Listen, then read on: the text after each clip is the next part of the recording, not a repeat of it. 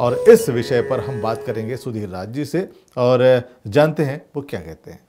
तो अब इस संघ के निर्माण का, या आपने कहा कि ये संघ निर्माण नहीं किया, हम लोगों को जोड़ नहीं रहे लेकिन लोग जुड़ रहे हैं। जी। तो अब इसका उद्देश्य क्या है? इसका उद्देश्य सर वही है जो बुद्ध से पहले था, जो बाद में बुद्ध के समय बुद्ध ने बताया भी, और जो बाबा साहब ने बताया, जो ज्योतिबा फुले ने बताया, जो कबीर साहब ने बताया, और जितने भी साधुओं ने संगत करने के लिए, संग संग गति करने के लिए, संगत लगाने के लिए कहा। हम्म। इसका मतलब है हमको, जितने भी हमारे श्रमण लोग हैं, उनको सुख की प्राप्ति होनी चाहिए, हम्म। उनको सुख होना चाहिए, उनको सुख हर तरह से मिलना चाहिए। वो सुरक्षा की दृष्टि से है, वो आर्थिक दृष्टि से है, हम्म। वो चाहे वो शारीरिक है, चाहे वो मानसिक है, चाहे वो आर्थिक है, उनको सुख चाहिए सर। तो संघ का जो एक ही लक्ष्य होता है कि संघ के सारे लोगों को सुख प्राप्त हो, हम्म। वही है। जी। तो ये बताएं कि फिर ऑलरेडी बहुत सारे संघ बने हुए हैं भारत में, तरह तरह के भिक्षु संघ हैं। पहले एक भिक्षु संघ हुआ करता था, बाद में दो हुए, फिर तीन हुए, फिर इस तरह से अब तो जगह जगह पर भी संघ बनते चले जा रहे हैं। और धम्म को लेकर, चाहे वो लोगों ने तमाम सारे वो ग्रंथ पढ़े हैं, त्रिपिटक भी पढ़ा है, सभी लोगों ने बाबा साहब का बुद्धा एंड धम्मा भी पढ़ा है, वहां से लेके यहाँ तक के बाबा साहब ने जो एक सार तत्व दे दिया, उसके बावजूद बहुत सारी भिन्नताएं आपको नहीं दिखती है कि कोई कोई जो संघ है, अलग अलग संघ अपने अपने तरह से विचारों को अपने अपने तरह से उसको जो है ना उसका विश्लेषण करता है और उसको उस तरह से प्रस्तुत करता है और फिर लोगों को इकट्ठा करने की कोशिश करता है। लेकिन लोग इकट्ठा इसलिए नहीं हो पाते क्योंकि हम देखते हैं कि हर जगह पे अलग अलग तरीके से उसको माना जाता है, अलग अलग उसके जो है ना स्वरूप नजर आते हैं। आज तक इतने लंबे समय के बाद भी हम बुद्धिस्ट जो विवाह है उसको भी एक उसकी एक स्वरूप नहीं बना पाए, उसका एक उसकी एक रूपता नहीं वहां पे ला पाए। आपको क्या लगता है कि इस तरह से कुछ काम आगे होना चाहिए? दरअसल हमारे जितने भी भिक्षु हैं, उन्होंने बुद्ध को ढंग से पढ़ा नहीं है। हम्म। बेशक चाहे सारे भिक्षुओं को बुरा लगे या अच्छा लगे, हम्म। वो इसलिए है कि उनको वो पढ़ना चाहिए कि जब एक बार बुद्ध के भिक्षु संघ को तोड़ा गया और देवदत्त 500 नए लड़कों को, नए जो सामने थे उनको लेके चला गया, तो बुद्ध ने अपने 2 ट्रेंड भिक्षु वहां भेजे, हम्म। और उन्होंने वहां उनको देशना दी, उनको बताया, उनको धम्म के बारे में, संघ के बारे में सिखाया। उसके बाद वो वापस आ गए। हम्म। पर बुद्ध ने देवदत्त को वापस नहीं लिया संघ में, जी। क्योंकि बुद्ध ने संघ को घात किया। देवदत्त ने संघ मांगा था, पर बुद्ध ने कहा कि संघ नहीं दे सकते वो। हम्म। और यहाँ तक कि जब वो मार ने उन पे हमला किया और उनकी डेथ होने वाली थी, तो उन्होंने अपना, क्योंकि वो विपस्सी थे और वो सब जानते थे, तो उन्होंने डेथ पे कंट्रोल करते हुए मार को मना कर दिया कि अभी नहीं मरूंगा, अभी हम्म। मेरा भिक्षु संघ कच्चा है, जब तक हम्म। पकेगा नहीं, जब तक नहीं। हम्म। और जब दोबारा मार ने हमला किया, तो उन्होंने, मार ने कहा कि भाई अब भिक्षु संघ पक्का हो गया है, अब आपको शरीर छोड़ना चाहिए। जी। तो भिक्षु संघ की एकता के लिए और संघ की एकता के लिए उन्होंने अपने भाई को, वो भाई मर गया, हृदयघात से मर गया, पर उसको क्षमा नहीं किया, संघ में वापस नहीं लिया।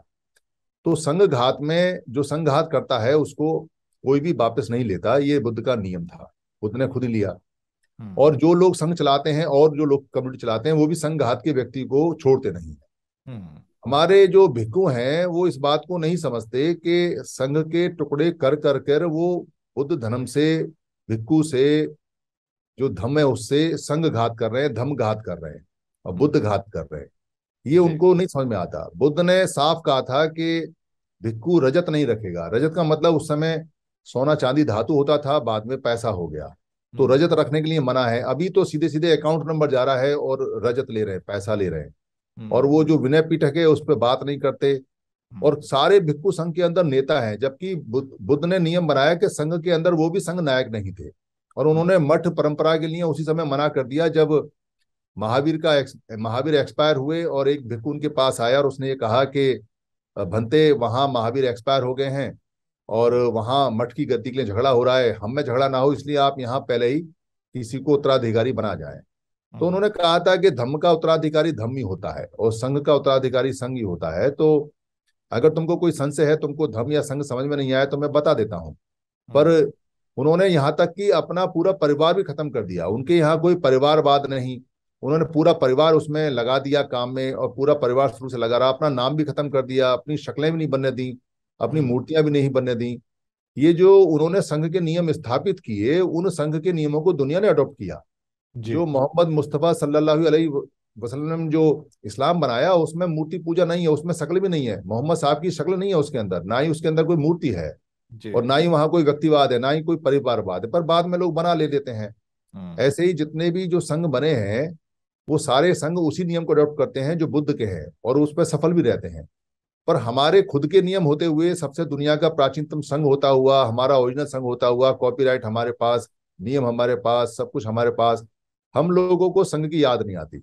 और ना ही हम संघ पे, क्योंकि संघ पे चलना थोड़ा मुश्किल काम है, इसके जो नियम है बड़े कठिन है। अभी चंदा नहीं ले सकते आप, क्योंकि पुराने संघ में कभी चंदा नहीं लिया गया, आप इकट्ठा नहीं कर सकते, क्योंकि जी। संघों में कभी इकट्ठा नहीं हुआ, चाहे वो आम लोगों का संघ हो, चाहे भगवान बुद्ध ने भिक्षु के और भिक्षुणी के नियम बनाए हो, वो नियम हो। पर हम्म। कभी संग्रह नहीं हुआ, हम्म। उसमें कभी नेता नहीं हुआ, उसमें कभी मंच नहीं लगी, उसमें कभी माला नहीं पड़ी, उसमें कभी बुद्ध के गले में जय जयकार या फूल माला, या भिक्षुओं के गले में जय जयकार, उसका प्रदर्शन दिखावा तक नहीं कर सकते, उसमें नाम तक नहीं जाता है, उसमें पद प्रतिष्ठा, मंच, माला, माइक, ये सब नहीं होता। हम्म। ये सारी चीजें, उसका पंजीकरण, रजिस्ट्रेशन नहीं होता, उसमें राजनीति नहीं होती। राजा बुद्ध के संघ के कदमों में बैठता था। संघ में जब मगध जो नरेश था, जो पसंदी था, पसंदी भी जब सिद्धार्थ गौतम को सजा हुई तो उसको खत्म नहीं कर पाया पसंदी को, क्योंकि बेशक वो बुद्ध के पिता का दोस्त था, शुद्धोधन का दोस्त था, पर सजा नहीं माफ कर पाया। तो हम्म। संघ की ताकत राजा की ताकत से या सरकार की ताकत से बड़ी होती है। जी। पर इस बात को अभी हमारे जो लोग हैं, चाहे वो धार्मिक लोग हैं, चाहे वो राजनीतिक लोग हैं, चाहे वो संघ, ये संगठन चलाने वाले लोग हैं, दरअसल हुआ क्या कि मनुस्मृति पे आधारित जो संगठन की रचना है, जिसमें व्यक्ति प्रधान होता है, व्यक्ति के बाद उसके पुत्र पुत्री प्रधान होते हैं, वो पैसे का मालिक होता है, जमीन का मालिक होता है, उसी की चलती है, प्रजा का कोई लेना देना नहीं होता है। वो हम्म। मनुस्मृति पे आधारित जो स्ट्रक्चर है, वो हमारे लोगों ने अडॉप्ट कर लिया, जिसको संगठन बोलते हैं। हम्म। और वो जो संगठन है हमेशा आपस में टूटते हैं, जैसा कि पाली में लिखा हुआ है संगठन, यानी उनकी जो परिणति है वो आखिर में टूटेगा ही टूटेगा। या तो हम्म। पैसे के ऊपर टूटेगा, या पद प्रतिष्ठा के ऊपर टूटेगा, या कोई ना कोई उसमें सिस्टम होगा जिससे वो टूटता है। पर जी। संघ नहीं टूटता, क्योंकि संघ में विरोधी विचारधारा नहीं होती, और हम्म। संघ में विरोधी विचारधारा का कोई इसके अंदर एलिमेंट भी नहीं होता। तो हम्म। इसलिए संघ हमेशा जीवित रहते हैं। वो अलग बात है कि संघ की गति कभी तेज हो जाती है, कभी कम हो जाती है, पर संघ ना पैदा हो सकते हैं और ना संघ मरते हैं, संघ हम्म। हमेशा रहते हैं। अब चूंकि समण वाला जो संघ है, ये हमारे खून में और जीन में है, हम्म। इसलिए जैसे मैं संघ में काम करता हूँ, और भी लोग संघ में काम कर रहे हैं, तो हम्म। बहुत सारे लोग बहुत तेजी से जुड़ते जा रहे हैं, क्योंकि ये संघ उनका खुद के बाप दादाओं का संघ है, प्राचीनतम संघ। हम्म। तो अब ये बताएं, इसका आगे क्या प्लानिंग है इसको लेकर? सर, संघ में ना एक नियम होता है कि संघ में जब भी कोई समस्या आती है, तो पूरा संघ बैठता है और उसका नियम बनाता है। जी। तो संघ by the people, for the people, of the people होता है। वही संघ का सारा सिद्धांत बाबा साहब ने संविधान में लिया है। जी। तो संविधान में जैसे कोई समस्या आती है और लोकसभा डिसाइड करती है, लोकसभा मतलब पीपल्स हाउस डिसाइड करता है और नियम बन जाता है, हम्म। वैसे ही संघ में हर महीने 1 तारीख को सभा बैठती है, और जो भी नए चैलेंजेस आते हैं उनको डिस्कस करते हैं, और वो बहुमत से पास होकर लॉ बन जाते हैं, एक्ट जी। बन जाते हैं। जी। तो संघ धीरे धीरे आगे बढ़ रहा है। इसका कभी भी दुनिया में किसी भी संघ का कोई फ्यूचर प्लान नहीं होता, सिर्फ हम्म। प्रेजेंट प्लान होता है। यानी जो समस्या आती है उसको वो हाथ के हाथ दूर कर लेते हैं। ये समय के हिसाब से बदलती रहती है। हम्म। फ्यूचर प्लान हमेशा वो व्यक्ति बनाते हैं जो फ्यूचर में अपने को केंद्र में रखते हैं, और वो अपने आसपास प्लान बनाते हैं। संगठनों के प्लान हो सकते हैं, पर संघ का प्लान नहीं हो सकता। संघ का विजन होता है, और विजन इसका यह है कि हमें हर हालत में सुखी रहना है, और सुखी रहने का सिर्फ एक मंत्र है, जुड़ेंगे तो जीतेंगे। पहले भी जुड़े थे, तब भी जीते थे। इसलिए जैसे जैसे समस्या आती है, संघ वैसे वैसे इसका नियम बना लेता है, और सारे नियम मिलकर होते हैं, इसलिए सब लोगों को मान्य होते हैं। उसको संघाधिशेष बोलते हैं। जी। बुद्ध ने बहुत सारे संघाधिशेष दिए हुए हैं, हम्म। और उससे पहले संघाधिशेष होते थे, यानी संघ के आदेश। वो संघ का आदेश अभी भी लगातार बन रहे हैं। हम्म। अब भारत की अगर हम बात करें तो दो तीन तरह से यहाँ पे बुद्ध धर्म को जो है लोगों ने देखा है, समझा है। समझा कितना है ये पता नहीं, लेकिन देखा है। एक तो वो दृष्टि है जो दलाई लामा या फिर जो तिब्बत या अपना जो अ, ऊपरी हिस्सा है, जहाँ पे अभी भी आजकल भी लोग, वो बहुत साल पहले पुराने जो बुद्ध हुए थे, जो बौद्ध लोग हुए थे, वो आज भी हैं। चाहे वो हम ऊपरी का जो हिस्सा असम या उससे ऊपर का जो हिस्सा है, बहुत सारे बड़ी क्षेत्र है, आज भी है वहां पे। उसके बाद फिर हम जो बाहरी जो लोग आए, जो यहाँ से बुद्ध धर्म गया, बाहर गया, वहां से लौट कर आता है दलाई लामा के रूप में, उनको भी हम देखते हैं। या फिर हम देखते हैं कि जो यहाँ पर संघ है, जो बाबा साहब की धम्म दीक्षा के बाद भिक्खु संघ बने हैं, उनकी उनका जो एक कल्चर है वो एक तरीका होता है। और अब एक और नया तरीका हम देखते हैं, जिसको लोग जो है विपश्ची कहते हैं, या विपස්සना का जो एक तरीका होता है वो भी एक तरीका है। ये तीनों चारों जो बुद्ध धर्म के जो दृष्टि है इस वक्त भारत में हम देखते हैं अलग अलग तरीके से, लोग कंफ्यूज हैं क्या अपनाएं और क्या न अपनाएं। आपको क्या लगता है कि कोई एक सरल रास्ता, कोई एक सही रास्ता नजर आता है, या दिखाया जा सकता है, या जिसको दिखाया जाना चाहिए, जिसको आगे बढ़ाया जाना चाहिए? दरअसल बुद्ध से पहले यहाँ 60-62 मत होते थे, हम्म। और वो सारे मत अंतर पर आधारित थे, क्योंकि अगर वो उनमें अंतर ना होता तो वो एक ही होते। हम्म। पर बुद्ध ने जो डेवलप किया और जो खोजा, यानी सिद्धार्थ गौतम ने जो खोजा और जो डेवलप किया, जिसके बाद में उनको वो बोधि का तत्व प्राप्त हुआ, हम्म। यानी बोध हुआ। और वो बोधि से फिर बुद्धक बन गए। बुद्धक मतलब जो लोगों के प्रश्नों को बुझाते थे, उनका जवाब देते थे, उनके उनको शांत करते थे। और वो हम्म। सम्यक सम बुद्धक थे, यानी कि सही और पूरा जवाब देते थे। हम्म। ऐसा विचारक या ऐसा बुद्धक, लोगों के सवालों के जवाब देने वाला बुद्धक कोई और था नहीं। इसलिए बुद्धक से बुझ पड़ा और बुझ से बुद्ध हो गए। जी। तो जी। बोधि जो प्राप्त होती है, बोधि इंडिविजुअल मैटर है, यानी कि किसी को अगर बोधि प्राप्त होती है, बोध होता है, हम्म। कितने परसेंट होता है, कैसा होता है, सम्मा सम होता है या नहीं होता है, ये डिपेंड करता है। हम्म। पर होता सबको है, तो वो इंडिविजुअल मैटर है उनका। उसके बाद में जो धम्म है, यानी धारण ममंग, यानी मैं जो धारण करता हूँ, धम्म सभी में होता है, चाहे वो पदार्थ है, चाहे जीव है, चाहे जंतु है। सभी जी। लोग अपने गुण धारण करते हैं। हम्म। तो वो धारण करने वाले जितने भी लोग हैं, वो धम्म हुए और धम्मिक हुए, जिन्होंने उस मत को, उस विचारधारा को धारण किया। जी। उसके बाद में सारे लोग भारत में चूंकि संघ पहले से चलाते थे, तो हम्म। संघ प्राचीनतम है। भिक्षुओं का संघ और भिक्षुणियों के संघ के नियम बुद्ध के बाद के हैं। पर हम्म। समण लोगों के संघ और उनके नियम बुद्ध से पहले के हैं। हम्म। तो संघ में सभी तरह के लोग आते हैं। पर जैसे जैसे कोई मत आता है, और उस मत को जब कोई आदमी दूर लेके जाता है, या कहीं मौसम जैसा होता है, पहाड़ों का है या ठंड का है या गर्मी का है, या भाषा का अंतर है या खाने का अंतर है, कहीं समुद्र है, कहीं आग है, कहीं रेत है, भारत में तो विभिन्नताएं हैं। हम्म। तो वो जो धारण करते हैं, यानी जो वो खुद धारण करते हैं, वो मौसम और इन सब के हिसाब से उनको अलग अलग जीवन यापन करने के लिए परंपराएं बनानी पड़ती हैं, रूल बनाने पड़ते हैं। जी। लोगों ने उन जीवन की पद्धति को, मान्यताओं को परंपरा और धर्म मान लिया, हम्म। उनको ही बुद्ध धर्म मान लिया। हम्म। जबकि बुद्ध धर्म का जो सीधा सा सिद्धांत है वो ये है कि आपके मन की शुद्धि कितनी है, और हम्म। आपका मन कितना शुद्ध करता है। क्योंकि धारण करना या धम्म या जो बोधि है, वो हर एक व्यक्ति की इंडिविजुअल प्रॉपर्टी है, वो सामूहिक नहीं है। पर सामूहिक प्रॉपर्टी संघ है। हम्म। इसलिए जितने भी लोग महापुरुष हमारे थे, वो बात तो वही करते थे। बुद्ध की आइडियोलॉजी आने के बाद में पूरी दुनिया में जो आइडियोलॉजी गई है, वो बुद्ध की ही गई है। कारण क्या है कि बुद्ध की पहली ऐसी आइडियोलॉजी, विचारधारा थी जिसमें तर्कशिला थी। तर्कशिला मतलब तर्क करने के, सीलों पे तर्क करने की विधा, ज्ञान। हम्म। इसलिए जो एक यूनिवर्सिटी बनी जिसको तर्कशिला बोलते हैं, वो संस्कारित है, उसका नाम तर्कशिला है, यानी सीलों पर तर्क करना। और जी। सीलों पे तर्क होते थे, 227 सीलों पे और 311 सीलों पे तर्क होता था। उस पर हम्म। डिबेट होती थी। हम्म। तिब्बत में तो आज भी होती है, वो भिक्खु जी। आपस में डिबेट करते हैं।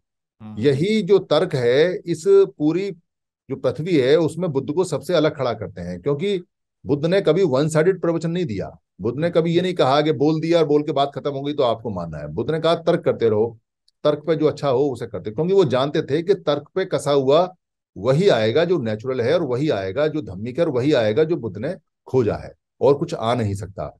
हम्म। इसी तर्क की कसौटी को कस के बाबा साहब ने ओपन हाउस के अंदर जो डिबेट की, और डिबेट में सारे नियम बनाए। उन्होंने एक भी नियम खुले में नहीं बनाया, बंद जी। कमरे में नहीं बनाया। बुद्ध हम्म। ने भी सारे नियम खुले कमरे में बनाए, उसमें खुले आकाश में बनाए। और बाबा साहब ने भी पार्लियामेंट में खुले में चैलेंज करके और डिबेट के साथ बनाए। हम्म। पर दुनिया में और कोई पद्धति ऐसी नहीं है जो खुले में बनी हो। सारी पद्धतियां जितनी भी हैं वो बंद कमरों में बनी हैं, या व्यक्ति ने बनाई हैं, जी। व्यक्तियों के समूह ने नहीं बनाई, यानी संघ ने नहीं बनाई। बुद्ध के जितने नियम बने वो संघ ने बनाए, बुद्ध से पहले जो समणों के जितने नियम बनाए वो संघ ने बनाए, और बाबा साहब ने जितने नियम बनाए वो संघ ने बनाए। बाबा साहब सबके जवाब देते थे और बुद्ध सबके जवाब देते थे, और संघ में जब वहां संघ लगता था बुद्ध से पहले, वहां भी जो व्यक्ति प्रस्ताव रखता था वो सबके जवाब देता था, यानी प्रस्तावक सबके जवाब देता है। वही समण संघ के अंदर आज भी है कि जो व्यक्ति बिल लेके आता है उसको सबके जवाब देने पड़ेंगे। वो जवाब देगा सबके जो बिल लेके आया है, अगर वो बिल सेटिस्फैक्ट्री हो गया तो नियम बन जाता है, अदरवाइज नहीं बनता है। ये जी हमारी जी। अपनी पुरानी पद्धति है। तो क्या है कि जितने भी हमारे संत होते गए और जितने भी संत हमारे बाद में आए, उन संतों ने पूरी तरह से धम्म को नहीं सीख पाए। वो मौसम के हिसाब से, जानकारी के हिसाब से जितना परसेंट वो जान पाए उतना परसेंट ही वो लोगों को सिखा पाए। उससे परंपराएं बन गई, किसी कोई भाषा अलग हुई, किसी की, किसी का पहनावा अलग हो गया, किसी ने माला पहन ली, किसी ने डंडी ले ली, किसी ने टोपी लगा ली, किसी ने दाढ़ी रख ली, किसी ने कुछ किया, किसी ने कुछ किया। पर अगर सबको होलसेल मिला के देखेंगे तो आइडियोलॉजी सबकी है जो बुद्धक की है, जो बुद्ध की है। इसलिए समण जितने भी लोग हैं उनमें कोई आपस में मतभेद नहीं है। पर जी। जिसकी जो मान्यता है वो माने, मान्यता में कोई दिक्कत इसलिए नहीं है क्योंकि मान्यताएं सारी की सारी दो तरह की चल रही हैं। अगर वो गॉड वाली मान्यता है तो वो यरूशलेम की है, हमारी नहीं है, बाहर से आई है, वो इम्पोर्टेड है। और अगर गॉड वाली कोई मान्यता नहीं है तो वो ओरिजिनल है, भारत की है, और वो बुद्धक की है, बुद्ध की है, और वो श्रमण लोगों की है, वो महाश्रमण की है। इसलिए जितनी पद्धति आपने माननी है आप मानिए, उसमें कोई समस्या नहीं है, अगर उसमें गॉड नहीं है तो वो थोड़ी बहुत कम ज्यादा हो सकती हैं। पर आप अंत में अपने आप को समझ पाओगे और समण संघ का हिस्सा पाओगे, और अगर पीछे की तरफ चले जाओगे तो वो धारा बुद्ध से आती हुई आपको मिलेगी।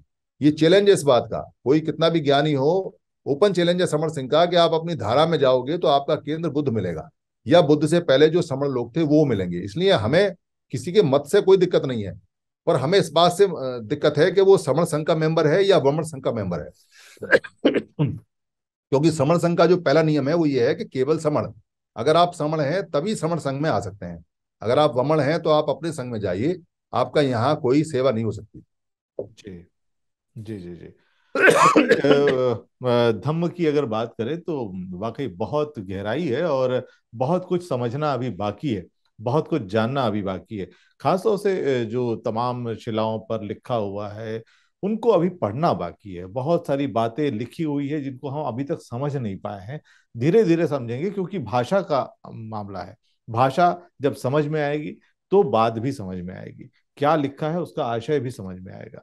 तो पाली भाषा में लिखे हुए तमाम उस ज्ञान को समझने के लिए हम बार बार आपके पास आते रहेंगे और तमाम लोगों तक ये बात पहुंचाते रहेंगे, क्योंकि पाली भाषा में जो लिखा हुआ जितना भी कुछ साहित्य है वो अलग अलग जगह पे मौजूद तो है, लेकिन उसको पढ़कर सही तरीके से सबके सामने रखना एक बहुत बड़ा चैलेंज है और ये कोशिश हमारी जारी रहेगी। बहुत बहुत धन्यवाद सुधीर भाई, आपने अपनी बात यहाँ तक पहुंचाई और उम्मीद करते हैं कि आगे भी आप हमारे साथ बने रहेंगे। बिल्कुल sir, thank you very much sir. बहुत बहुत धन्यवाद।